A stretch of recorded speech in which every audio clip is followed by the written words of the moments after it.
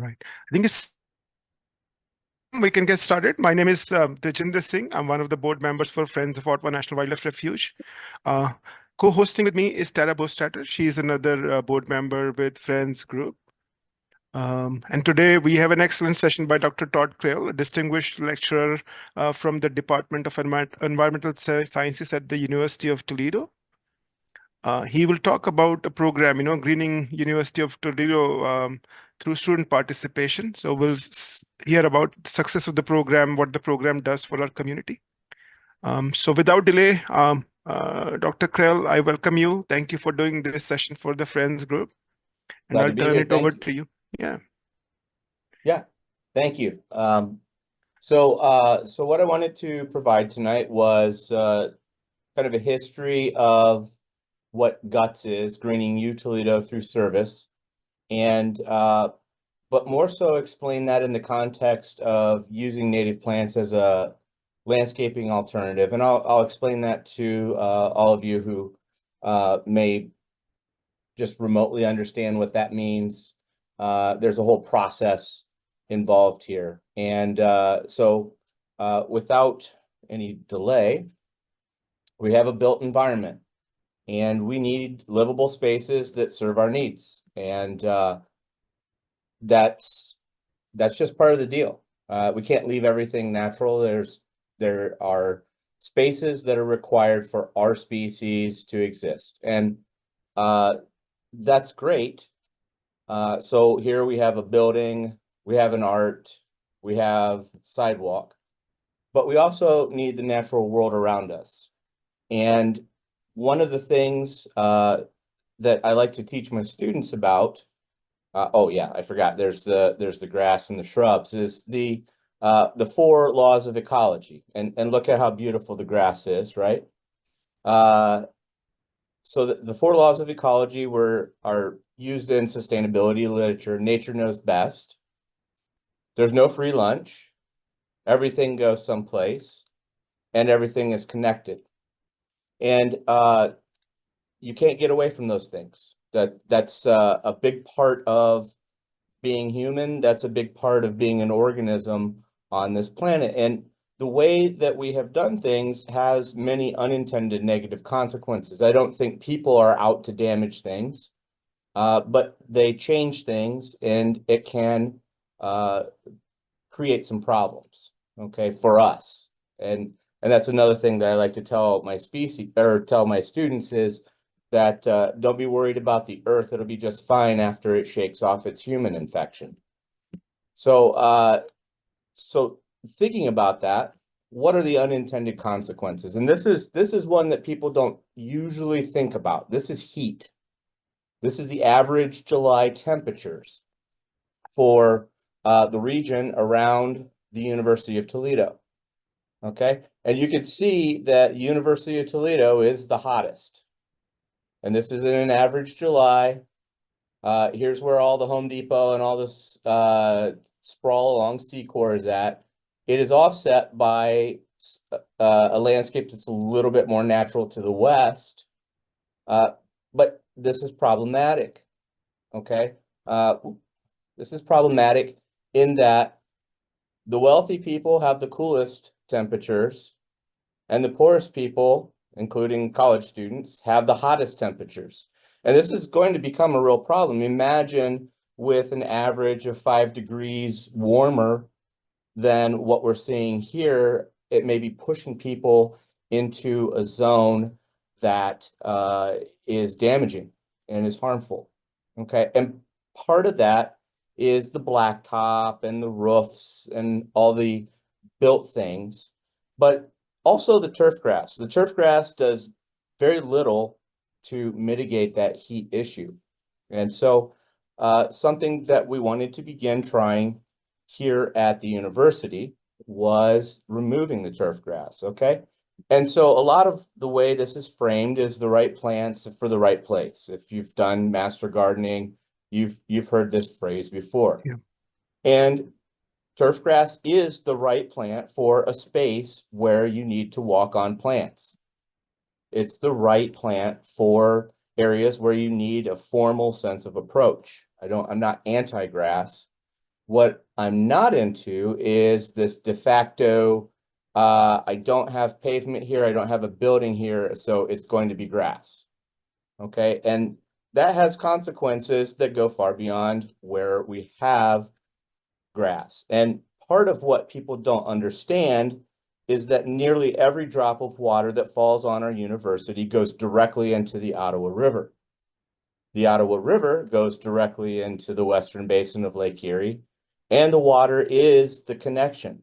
All right, everything's connected, everything goes someplace. The water is the currency that carries the heat, the nutrients, the pollution, and that has compromised our drinking water. Okay, it's not the cities that are doing the most. We can look at a bulk mass of nutrients and so forth coming down the river, producing the harmful algal blooms. But let's step back for a second and look at ourselves. This includes the turf grass here on campus.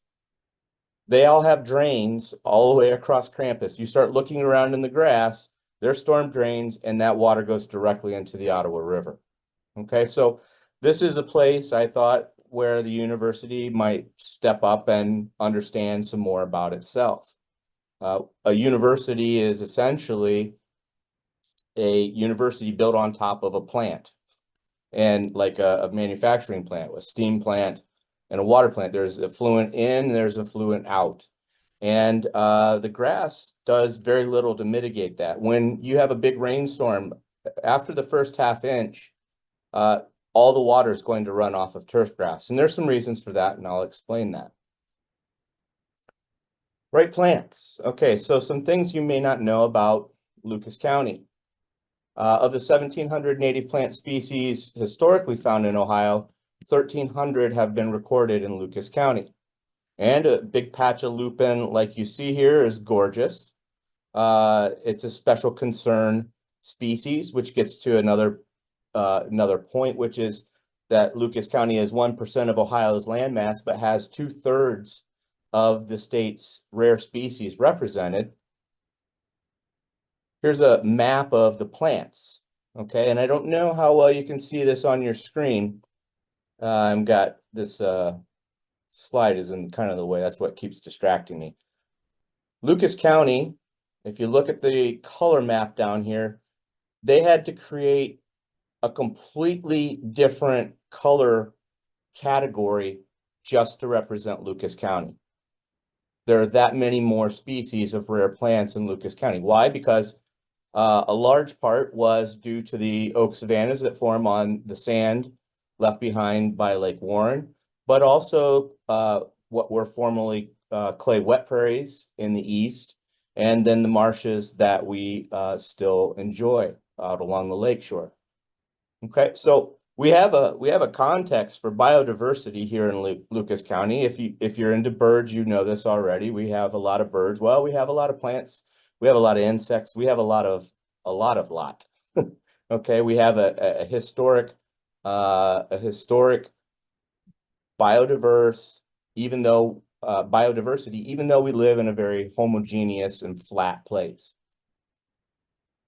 So it gets to the question of all those 1,300 species, can we start to use them in a way that benefits our species, whether we know it or not? And the plants themselves that you see in this photo here, they store water, they store nutrients, they store carbon, and they also cool the air where you have prolonged evaporation. Because they have prolonged evaporation, what's their secret? Their secret are deep root systems that punch their way into the industrial clays, basically, that we dumped on top of that plant to hide that steam plant, that water plant that supplies energy across the campus. But it's always interesting to me to think about Tolkien and Lord of the Rings when the hobbits were asking Gandalf how Isengard would be healed, and it's exactly this process. The roots will drive their way in, they will allow the water to flow back into the ground, which will bring the nutrients back out as a great forest. but we always want to jump to trees. This is what I consistently see. Well, we should be planting a bunch of trees. Okay, but this is what you need to understand about these root systems is that there is as much organic matter, carbon, stored under the ground as there is in a forest stored above the ground. And if we're trying to create carbon sinks, for example, where we're beginning to store carbon over a long term that nobody can get to, nobody can cut it down, it's down in the soil, this is a way forward. Okay. And then that has all that moisture sitting there down along the roots, able to be evaporated out slowly over time, beginning to cool things. Radiation comes in. It's not just hitting this very shallow 2-inch tall plant cover. It's hitting this multi-scale matrix, and all that energy is converted into energy that then supplies the food web. There's a lot of coevolution between insects and plants. And the more plant species that you have, the more insect species you have, the more bird species you then have, because you need those insects to feed the baby birds. And Doug Tallamy is a person who's really quantified how much that is. And unfortunately, I don't have it. It's not coming to my mind how much it takes to produce a chickadee, but it's a lot of insects to produce one single bird. So if we don't have insects pollinating, eating, doing their things, we just lock up the sun's energy at primary productivity. We fix carbon, and that's it. It doesn't transfer through the food web and is a very truncated experience, I think, also for humans. It also is lower maintenance. Now, note I didn't say that it was no maintenance. I said it was lower maintenance. There are still things that have to be done there during establishing these types of installations. It takes time, it takes patience, but that's risk reward. It's going to look funky for a while, and we can tell you what it's going to look like, and we can do some different things to dress it up. But I think one of the biggest issues, and grass can be a part of that, is that we have expectations that it's fixed now. I'm done this activity and then I just want it done now. I don't want to wait in time. And I would make the argument that this is very much worth the time. And I'll show you how I've cast that here at the university. So it gets to the question, this is a completely different aesthetic. But we know that there is greater functionality if we can accept that aesthetic. And then we get into this question of restoration. Restoration's the word I had in the title, but is this really restoration? Okay, maybe if you're working a lupin patch back towards a historic point, but this really is rehabilitation. And I like that term a lot better. Okay, and I put it in the title on purpose so I could contrast it now. Okay, if I have an accident and lose my arm, and I can get a prosthesis, and it will pick things up, no one would ever say that was restored. But it's my job as an ecologist and at the landscape scale to figure out something that begins to look more and more like a real restored hand. And in a lot of cases, it's important to understand that no, we're just giving increased functionality. And we're trying to get some of that history back. But there are bumps and bruises along this, and there's a lot of learning. For example, coneflowers are not native to northern Ohio. There are insects that will work with the coneflower, and that's fine, and that's great. But in this context of, when you see what this dirt is, it's not even soil, it's dirt when we go into this grass. Concrete, apparently Champion dumped all their giant amounts of spark plugs on the floodplain for years back in the 40s and 50s. Like, this is a very modified habitat. And I think the familiarity of the purple coneflower is very much worth including to begin drawing people into what this thing is. Okay. So let's go to the house for a second. This is my old house. I'm going to get to do this at a new house. And again, can we accept a different aesthetic for greater functionality? If you're looking at this garden, you're like, oh, wow, flowers. Okay. But look at my neighbor's house. Very trim, very angular, very tidy. I have to be able to not tick her off. Okay. This is the front of the house. So this would be this over here in the fall. And a lot of people get this impression when they see some of my installations that it has to be messy. And that's not true at all. That's not true at all. It's messy because I like it like that. And if I'm doing it, I want to do it how I like it. But that doesn't mean I'm going to exceed other people's opinions of that and feelings about it and run it right up in their face. And I'll give you a good run through of how that works. Okay. Is this restoration? No, this is rehabilitation again, but there's greater functionality. First time I thought, well, I'll have monarch butterflies as my biodiversity goal. And that happened within like 15 minutes. It's just like, boom, here, there's milkweed, here they are. I'm like, wow. And so that it starts to get different. Like, okay, what birds can I get in the yard? What is being attracted? How long are they staying? Is it big enough? Is it a big enough patch to maintain?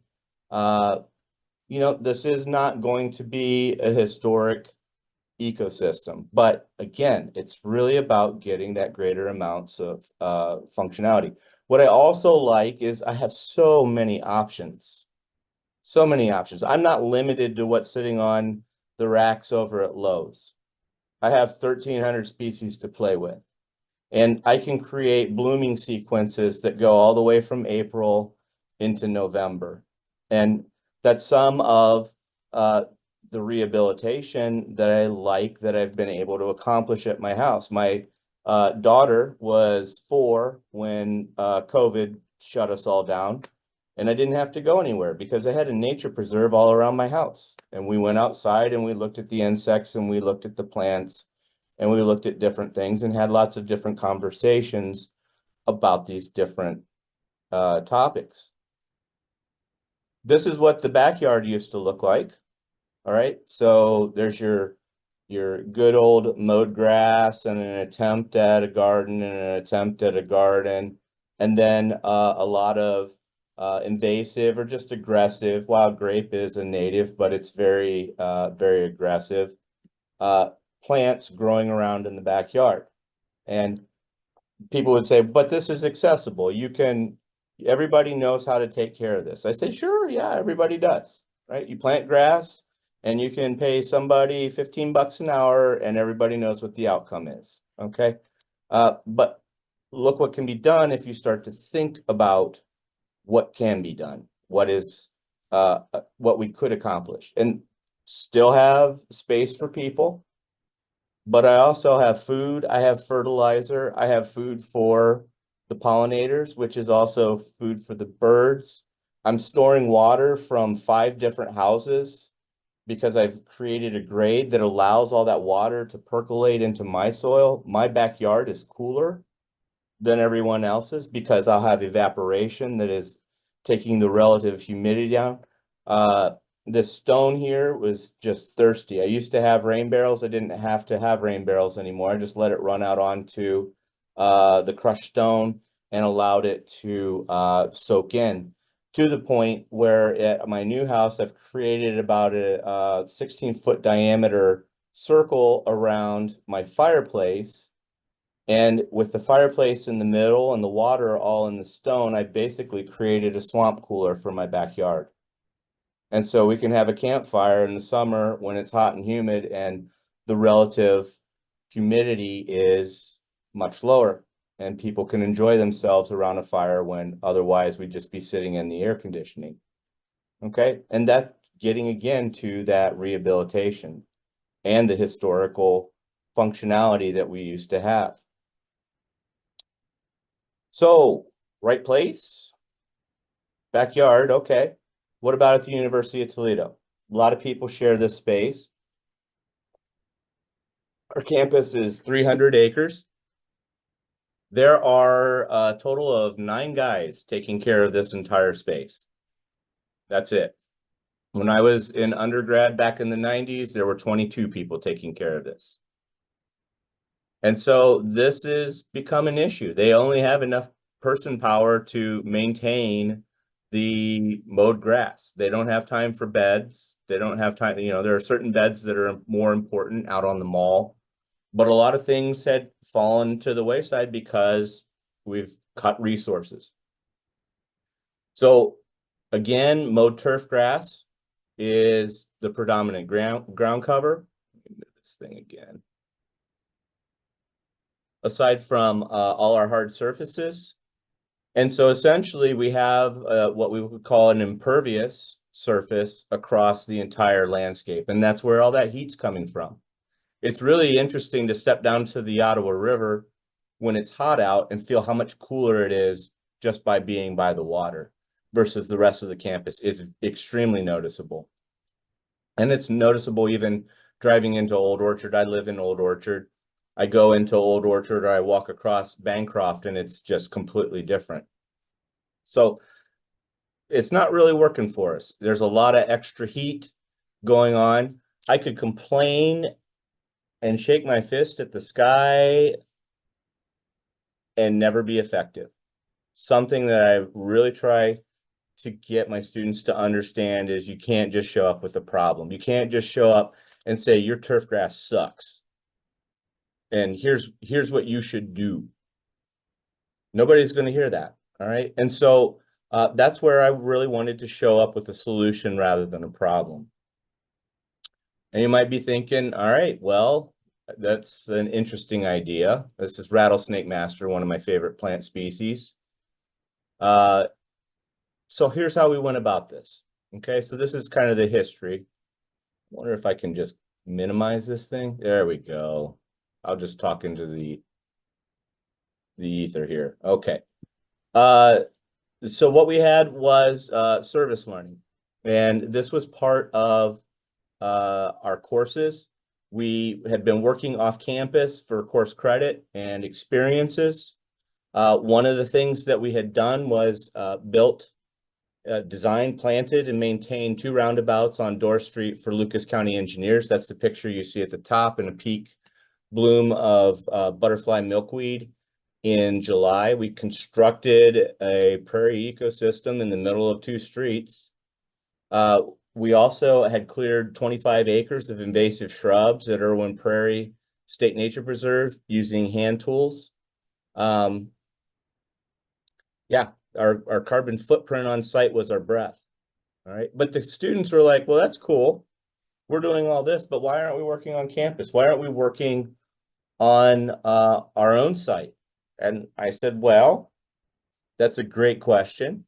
Part of it's historical. Part of it was some difficulties with expectations. There were some installations that were put in on campus and were not followed up on, or again, it was like, well, I'm going to put in this rain garden because it's super important to do that, and you're going to take care of it. Or I'm not going to tell you you're going to take care of it. I'm just not going to do anything because, well, we already got credit for it. So time to move along. Okay. And so there were some really salty feelings left among facilities because of that fact. And I had to convince these people who had been burned, I don't know, 4 or 5 times on this sort of thing. And like I said, we're really salty. I'll get to that in a second. I don't want to show up and see this happening. Somebody running a lawnmower through my flowers when I come into work. I also didn't really like how this bottom picture, this was a rain garden. It was giving everybody high fives as they came into school, and nobody wants a high five from a garden. They just don't. It was not working. Neither of these things are working. So I had to come into this with a different tack than I normally would. I've learned a lot in my days. And I said, I would like to clean up the installations that have been left for facilities to manage. And they said, that's interesting. What's that going to look like then? I said, well, I would like to create something that looks acceptable. And the vice president of facilities looked at me. He said, what? I said, I want to create something. He goes, I heard you. It's going to be acceptable. It's not going to look good. I said, oh, good, bad. I'm not, I don't want to get involved in that. Those are opinions. Everybody's got an opinion. I'm talking about something that's collaborative, that we can compromise on for the benefits and see if we can all work together on this. And he said, okay, this is interesting. Unfortunately, one of the guys drove past the roundabouts every day to and from work. And he said, you don't have to do anything out there. I said, I do. He goes, no, you don't have to. He's like, how much time do you spend there? Well, last year we spent 5 person hours out there. He said, person hours? I said, yes. 5 of us were, or 10 of us were out there for a half hour. And he's like, you don't have to do anything. Okay. And so I had built examples that people could look at. And then I say, okay, well, we've got 1,300 species. Maybe we can find 75 to 100 we all agree are acceptable. And that really went a long way to getting this put in. I could have gone in and been Mr. Professor again, telling everybody what to do. And this is the best thing, and we should do this. I am very convinced of this fact, and here is my data to support my assertion, and blah, blah, blah. No, it doesn't. It just doesn't work. It doesn't work. Okay. So I started collaboratively. This is a us thing, not a me thing. How did we get there? Okay. Because there's no money. That's the first thing everyone tells me. Well, I don't have any money. It's fine. It's fine. We have something the students voted for back in the day, which is called the Student Green Fund. It's an optional $5 fee that supplies sustainability initiatives on campus. Most students go ahead and pay the $5, and that generates a lot of money very fast. They've put in solar arrays, all kinds of things. Well, what some students in my capstone course wanted to do was make a proposal. All right, so only students can access this money. And they put together a proposal to fund a student employee to initiate some kind of inventory of what was done, what kind of shape it was in, what it would require to get it back into shape, etc., and then expand on that idea. And so that's where GUTS, Greening UToledo Through Service, was germinated. And so GUTS is a student-directed effort. Okay, the idea here is that the students are facilitating students. We're making space for those students. We are taking the hierarchy of Todd is the expert out of it. I'm there as a resource and support, but this is a you thing. You're working with your money on your courses to better understand these processes that we can mitigate if we do these things. And so that's harmful algal blooms, land use, climate change, because everything's connected. I can tie pretty much anything together. We have some space in this nice plant research center that wasn't being used. If I get my way, I'll take over the whole thing if they let me. But it's really it's been fantastic to watch this whole thing develop. In fact, one of the first workers, Linnea Vicari here, is now a visiting assistant professor teaching the classes that we're taking the students out. So it's really all it's come full circle. This is what we're maintaining right now. We have 14 planted gardens. Those are those in blue. We have 2 wildland installations. One is that prairie that I've shown you a couple pictures. I'll show you more of that. This is a historic area. It's treed over. It's really diverse tree species in that place. we're looking to put it into more of a historic state. I think we can get as close as we can get with that area. We also began clearing invasive shrubs along the river corridor. This was done once before. And, you know, when you're doing rehabilitation, you got to keep with it. And so things came back. And so this time we're going to do this differently, are doing it differently. And we're talking about softening up the edges between where humans are using and where the river needs to exist with native plantings, and getting away from mowing all these areas along where the shrubs had just gotten gigantic again. And we're also going to be putting in a new installation. They're taking down Palmer Hall over at engineering, and putting in quite a bit of native plantings over there.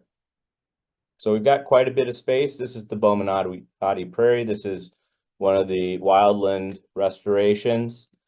This was the first ask, and we built it so that there were two sections, and we were doing science.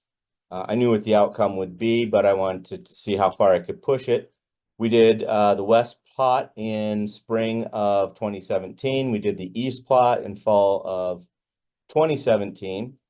And I knew the fall planting was probably not going to be the best way to do it. And that's why you saw the guy mowing, because that was another part of my thing.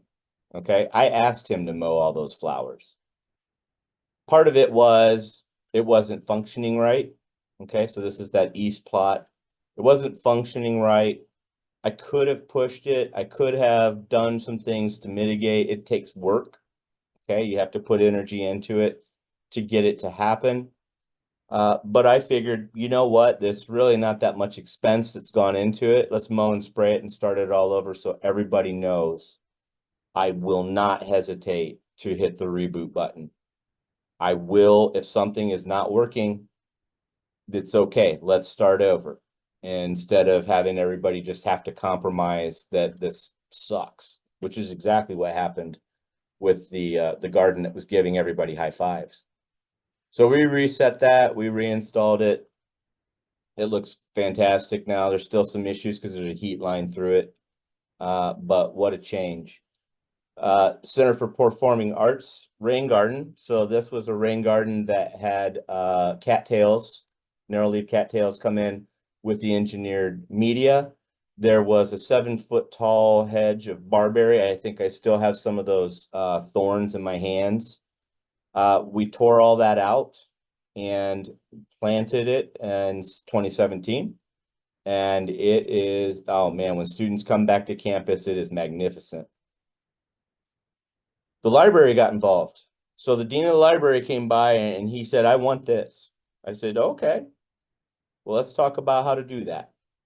And at that point, students had put in, I think, $35,000 of their money to get the ball rolling. That was training students, facilitating students, that was materials, that was a lot of things to get set up that had come from the Student Green Fund. I said, you know, they've put 35 grand into this. What can you put into it? And they said, oh, wow, we didn't know all that. And they have been a supporting partner every semester since. They're basically paying an internship worth of money in to maintain a lot of gardens all around. So the first one is on the south side. We call it the library. And that was done in 2019. We did that with a course.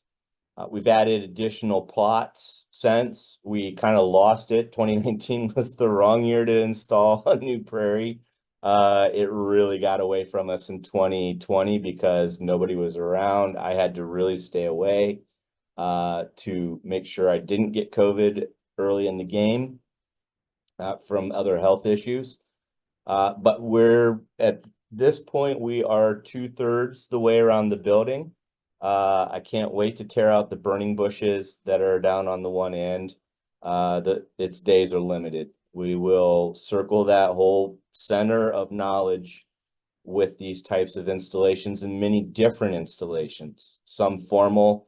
These were more informal. Again, if nobody's paying me to do something, and nobody was paying me, they were paying students, weren't paying me. If I'm going to do it for free, I'm going to do it how I like. All right. But part of that was to kind of push this idea that we could do the both. And oh, I forgot to make that point about the prairie was that we've got the sidewalk there, so we've got our built environment. We have the mowed grass, which is a homogeneous turf, gives it that sense of approach. We put prairie grasses all along the front edge, so it was a little more wild but homogeneous. And then you can do whatever you want behind that. No one cares. It gives everybody the right sense of things, and that's mowed grass right there is the right place.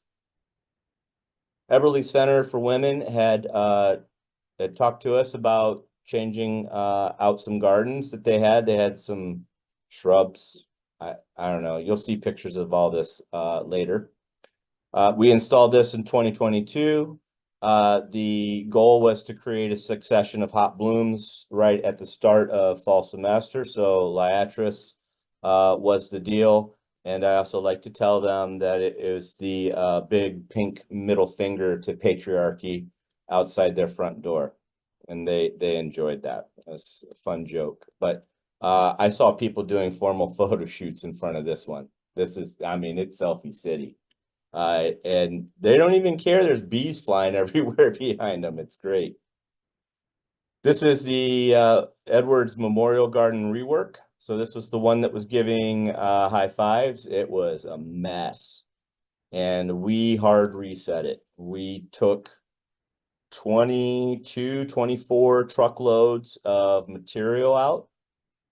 The original design, the lowest point in the rain garden was the storm sewer. We dug down all the way around it so now that the highest point in the installation is the storm sewer. So it's actually capturing, it has captured water from the Ottawa back on campus. It was really cool. Student Green Fund paid for all the rock that went around it and built basically a classroom. Take a whole class out there. We can talk about all kinds of interactions, geological or ecological, sustainability. What does that even mean? High traffic area that is next to the stadium. And I set this up so that it would be dominated with blue and gold blooms during fall semester.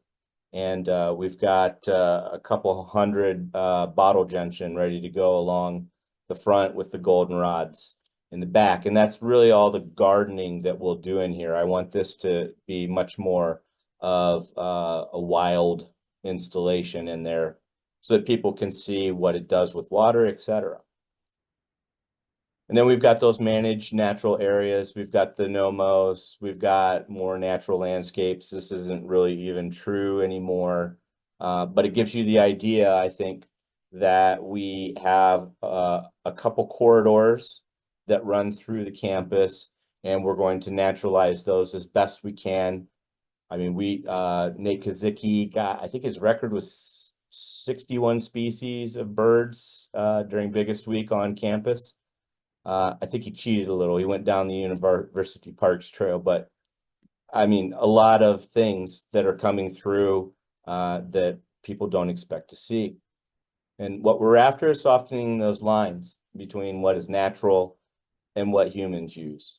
And this is a very built environment. And we set out to do that rehabilitation. This vibes very well with the young folks. They want to care for their world. I am amazed at, after COVID, how much things changed. And with our courses last year, and we're on pace again this year, we did 600 hours of for credit and extra credit. And then there was another 400 hours that were completely voluntary. And I think a lot of voluntary hours were buried in those for credit hours. and we're seeing this, and it's fantastic to watch them find their space. And we've decentralized the power and let them go and let them make mistakes. And I'll talk about that here in a second. We're also now generating a ton of seed. This was the seed that we just threw out on one of the installations to give light prep a try. A lot of times there's temporary costs of spraying out with herbicide for a long-term benefit. And wow, it's just cool. I mean, this is $1,000 worth of seed just that students had picked right off of the property, and we're putting it back in. And yeah, here's Natalie letting it go. So how and this is kind of like the final lap back through the material and how to succeed at these installations. And I really like an acronym that was put together by one of the a major player in the wild ones, which is a native plant landscaping group, and it's BRASH. It's borders, recognizing the rights of others, advertising. This is the tough one, man. Starting small. Oh, I've got these big ideas. And then humanizing. And so borders. Maintain strong borders. Okay, so here's an actual better view. Sorry, I had a long day today. I'm a little scattered tonight. I apologize for that. Here's our built environment. Here's our homogeneous maintained environment. Here you can see the two treatments. It's kind of fun ecology to see how long it takes this one to look like this one and this one to look like that one. But the point is, we can get pretty wild with things. We're maintaining a trail along the back. It's not just run amok, okay? And I can always tell when my team is really getting it. Because I'm like, if it's hanging over, cut it off. The stuff co-evolved with bison. It's used to it. It's fine with it. Just cut it off. It's better that you cut that off and then it just regrows and does a thing than it is for it to irritate somebody. Okay, because it's a liability when it's hanging over that border. And I always know my team's hitting when I start coming into the setup room and there's, I don't know, 5, 10 bouquets sitting in various containers in the room. They finally got it. They're like, yeah, I'm not killing it. I'm like, no, you're not killing it. Recognizing rights. Okay, so this is not my property. I have some claim on it, but it's not mine. And I want to avoid coming in, you know, in this case here, I asked them to do this. I don't want to come in and see this happening when I wasn't a part of that decision. And so these were more questions that were asked during that initial meeting. What if in 15 years I want to turn that prairie into a building or a parking lot? And I said, well, I had a prairie for 15 years. And that really gets to that collaborative, rehabilitative idea. During that time, I have leveraged what was in place here, other places, so that it doesn't matter that we take one thing out or another. It doesn't matter. So it's really important to make these ideas a community effort. You have a great idea, but not everybody might be there. And it will work better for you if you step back and listen. Okay, this was a hard lesson for me over at Irwin Prairie. I thought, wow, we're going to cut down all the invasive species and make this a beautiful prairie again. And boy, did I piss a bunch of people off because I didn't talk to them.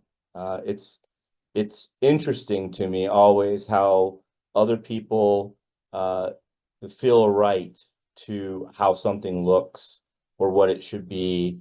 In public spaces, this is true. I get a little irritated though when it's my property, but so it goes. We gotta recognize everyone's a part of it. That's a community, not an individualistic situation. Advertising, there are so many ways to do this. There's lots that are inexpensive. Sometimes it's just kind of a shot in the dark. I have a student doing research right now on using social media to augment topics in class for different courses that are or are not participating in this program. So one thing I have learned, and I learned this in a difficult way, is that signage is essential. They told me I had to have the right brand. We went back and forth with marketing and communications. We spent like $300 on emails and had no sign, and I'm like, I'm done. Should have gone the route of beg forgiveness, then ask permission, and just got $25 signs that went in front of a couple installations.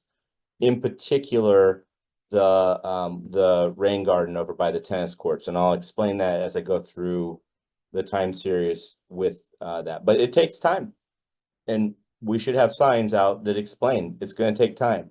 The long-term benefits are worth these costs to the temporary aesthetic, and it will turn into something that more people will appreciate. Social media can be good, but you got to be consistent. And this is something we change team members so often. And so we could do better on that. And that's what Nick's working on in his research. Here it is. Start small. Okay.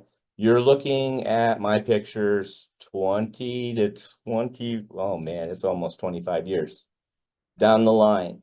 You're not going to get there at the start. And it's super forgiving. Just start. Make something small. Okay. You're not going to go right to the big leagues. This is my friend Jillian Bornak's house. She's my counterpart. If students are taking science courses at University of Toledo, they are taking her class and my class, or one or the other. She's kind of their wacky aunt, I'm their crazy uncle, and it's a fun shtick. But she started with this little patch, and she expanded that out into these other beds, and she's taken her time, and she's learned. These are her germination experiments. She grew them from here. She does direct sow, or she plants. She does direct sow into these. There are ways to do this. I'm hoping to start having some summer planting seminars, how to do all this stuff. It's super inexpensive. But you have to kind of know what you're doing.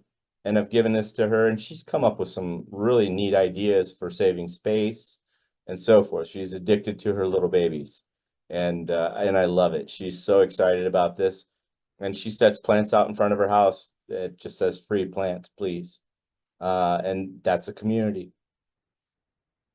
Humanize, okay? You can't mess it up. It literally co-evolved with bison, okay? What a great way to help people understand. You just can't mess it up. When we plant, I always say, okay, is it planted? And they're like, yeah. And I say, okay, now step on it. And everyone's like, why? And I'm like, because it's good for it. And they're like, and it is. You don't want it to dry out its roots. It's better to have broken the connections of water. It'll dry out its roots. And I think that's an important thing to understand. Nature knows best, not us. And that's the way these things went historically. And we've taken that out. Often hear, well, the gardens are litter traps, and it looks terrible. And I'm like, you know what? It didn't go into the river, and that's awesome. And a lot of times on campus, we find money. It's uncanny how many dollars have been pulled out of native plantings. Shamelessly use children with the parents and the child's permission. I have learned you need to ask your kids. If they're young enough, they won't be for forever. Endure prickly pear glochids. I have a whole sandbox of prickly pear. It's a state threatened species native to Ohio. And wow, is that thing something else in July? But I weeded out bindweed from within prickly pear, which has these real tiny, those glochids are little tiny hairs, and they get into your fingers terribly, and then you have itchy pimples all over your fingers. But I did it because it attracted people to the idea. But this is the most important: be accessible. Don't be an expert. Okay? Allow for mistakes. I'm telling them, make mistakes.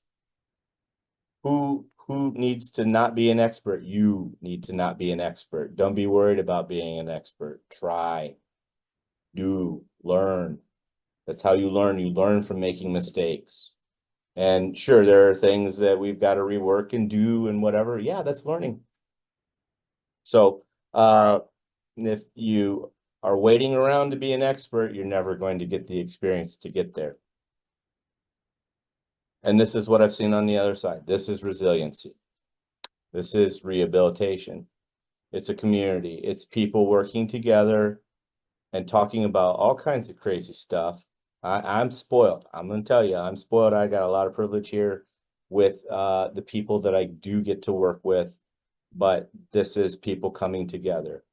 This is I didn't unfortunately get a photo of the cattails in this garden beforehand, but these are the giant barberry bushes. And this is what it looks like when students pull in the fall. Here is our art. We did an art. There was grass. The nature was there with the grass and the shrub. And this is what it looks like now. There are so many goldfinches on this thing. I mean, it's just wheat, all fall long. They're just in there fattening up and doing what they do. It's not completely altruistic. This is the view out my window from my office. Over at the Eberly Center, you know, it's an inspiring installation here, isn't it? That shrub and that grass by each other. We took one day, many hands makes quick work. We changed the grade. We're trapping water that comes in off of the sidewalk. And again, this is what we get to enjoy July on.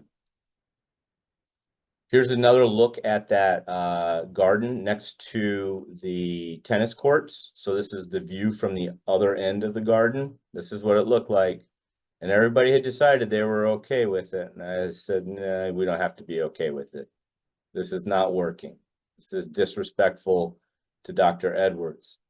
People freaked out when there was water and oh my gosh, there's water. What are we going to do with the water? What are you worried about? Whoa, mosquitoes. How long is it there? Well, I don't know. Well, don't freak out then. Let's see how long it lasts. This is with no plants in it. It dries up in 2 days. No mosquito can complete its life cycle in that time. This is without any of the roots in there, allowing the water to go in and then evapotranspire back out and cool things off. And so this was this fall, and some of the rock got reworked. We had some problems where we were collecting more water than we thought. We're collecting all the water off half of the tennis courts. And fantastic, because that's some hot water. You get a big rainstorm, before it would go straight into the river. And heat is a terrible pollutant in aquatic communities that we don't often think about. We put a bunch of people there, and it's their space. We took our time doing this one. Some people wanted it done. We could just do, and I can restore anything right now. I can use fossil fuels. I can use money. I can use all these things and get it done now. But think about how many more people have come through in 1,000 hours of volunteering. And again, don't make that the expectation. That's part of my privilege as faculty member in the city I grew up in.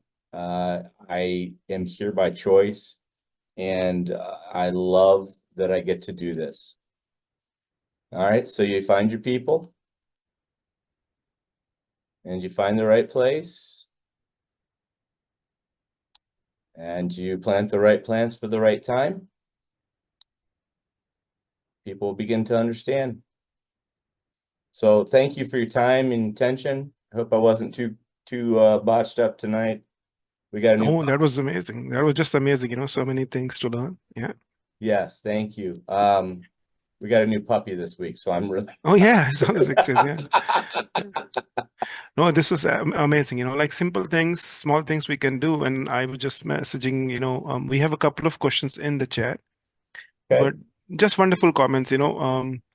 Starting small is what I did last year with my couple of my friends. So this year I'll see. And I got a hummingbird, the first, I think within the 2 days it was there. Yeah. Yeah, but we do have a question from Suzanne. Suzanne was asking about some installation. I think we may have missed the topic. It was an installation. Has that decreased the bird building interactions? I think she was mentioning maybe the engineering department, Suzanne, right? Yep. Yeah. I Okay. can't do anything about that. It's a non-starter. Okay. If somebody wants to supply 40 grand to wrap that building, I will make it happen. Okay. I wasn't sure if she was mentioning that. I thought maybe that was in reference to that, but she did have that question. Yeah. Yeah. Yeah. And that's just part of the landscape. I did the formulation for what it would take for the remainder of the building's use, and it comes down to about $600 a bird. Oh, well, yeah. So it's a hard sell. I Yeah. agree. I wish they'd take it right down. Believe me. But Yeah. that's the Agree. reality of that situation. True. Yeah. Bill has a couple of questions, Bill Haban, I think he just see if you can speak for a minute about seasonal maintenance of the planted gardens, especially in winter. Like, what do you do in the winter for those gardens that Hmm. you have planted? Yeah. In the winter, I leave Yeah. them alone. Okay. There's a lot of insects that are have their next life cycle set up inside of those plant stems. And so I leave them up over the winter, and then we break them off in the spring, and we kind of stack them over in one of the natural areas so Hmm. that those bugs can reemerge, and we've also been able to maintain some of the aesthetics. I try to set up the fronts of the gardens to have some winter interest with little blue stem or um, broom sedge. To give it some kind of a look besides just, being stems.